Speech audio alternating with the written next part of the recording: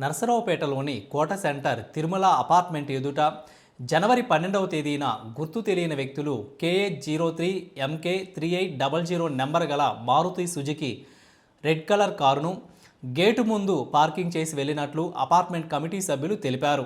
ఆ వాహనం కొన్ని రోజులుగా అలాగే ఉండడంతో అపార్ట్మెంట్ నివాసితుల్లో భద్రతాపరమైన ఆందోళన నెలకొన్నదని పేర్కొన్నారు.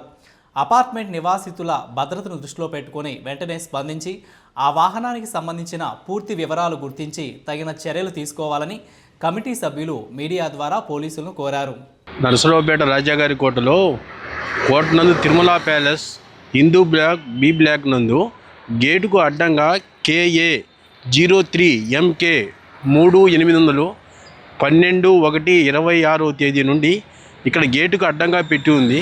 ఇది ఎవరిదైంది, మేము ఎంత వాకప్ చేసినా మాకు తెలియలేదు.